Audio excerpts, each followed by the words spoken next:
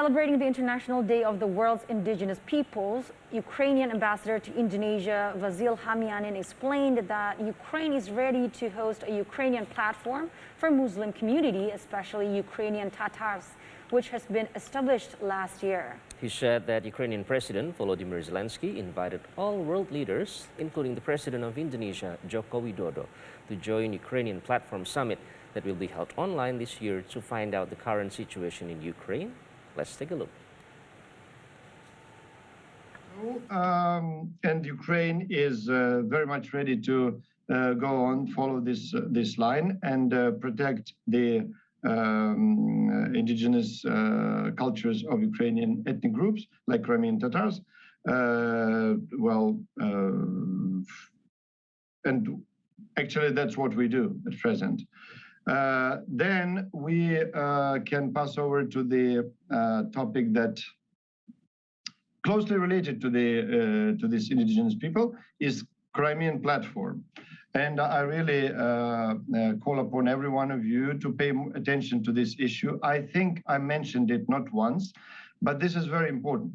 At present, in the situation, under the circumstances that Crimean Peninsula is temporarily occupied by Russian Federation, under this circumstance, it makes us very difficult to control the human rights protection, for example, in Crimea, in Crimean territory, to ensure that Crimean Tatars are not being oppressed because they are not Russians and they are not Orthodox Christians, etc. So it's more difficult for us now, and we know that, for example, like Majlis, the Crimean Tatar was banned in the Russian Federation in Crimean Peninsula, and now it's like underground. It's unfortunate, but it's a fact. So because of that, to ensure the protection of rights of Ukrainian Muslim community, particularly the Crimean Tatars, the Crimean Platform was established last year, and the first summit of Crimean Platform took place also last year,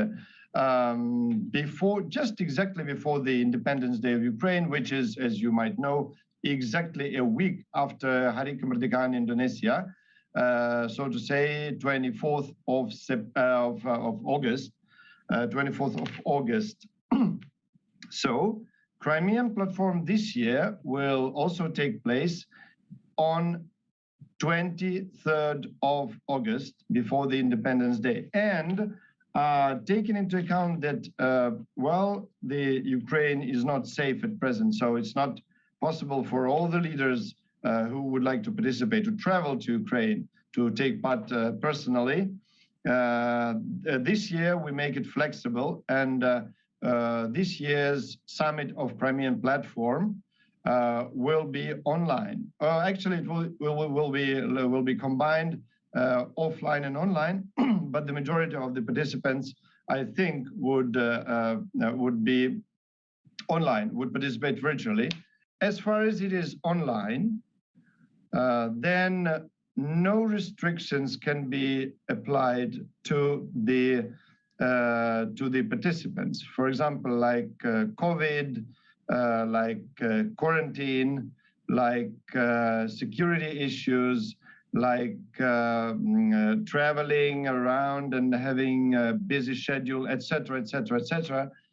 Thanks to the new technologies, online format of this summit will ensure everyone who sincerely wishes to participate in the Crimean Platform, and I repeat, this is about the protection of Ukrainian Crimean Tatars and Ukrainian territory of Crimea, which is traditionally Muslim territory and Muslim people.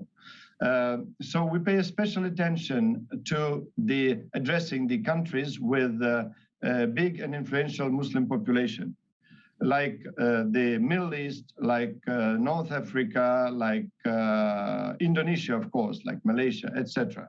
So it's very important that our brothers and sisters, our Muslim community, will feel and see and hear the support from the Muslim world, from all the Muslim countries worldwide.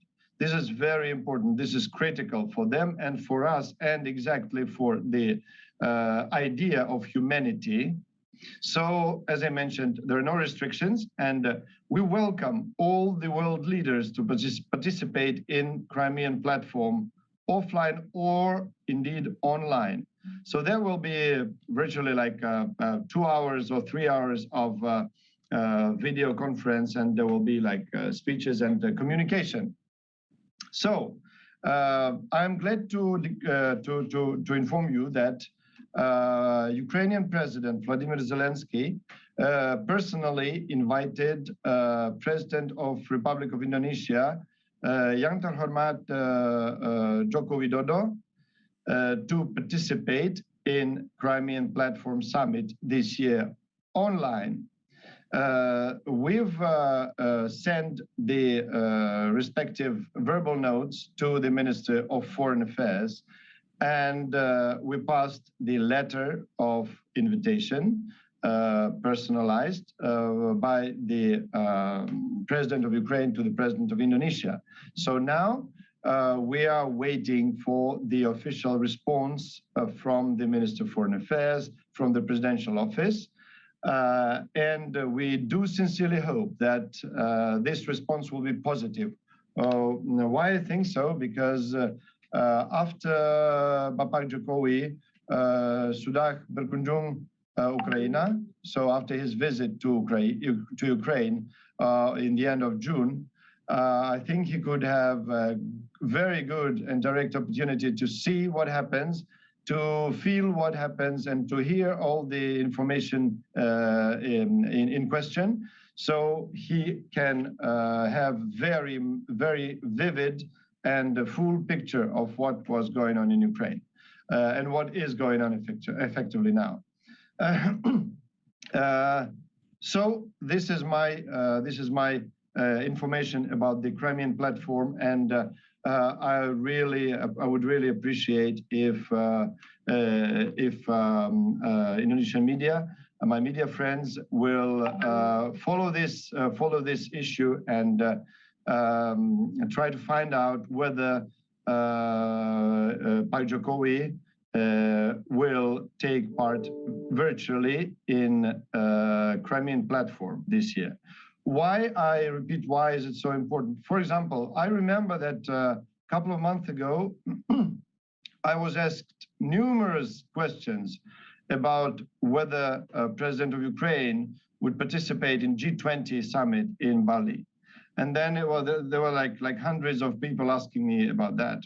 And like day by day and week by week, same questions, whether they will participate, whether or not, what about the Minister of Foreign Affairs, will he participate, etc., etc. So now we have the picture on that, so we know where we are on that.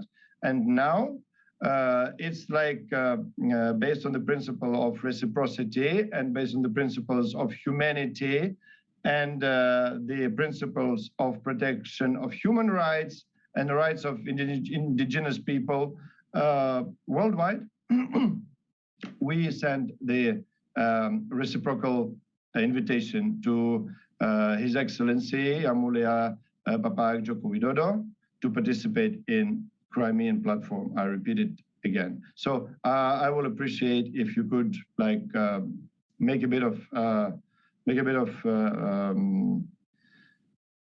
spread this information in media and actually try to identify whether the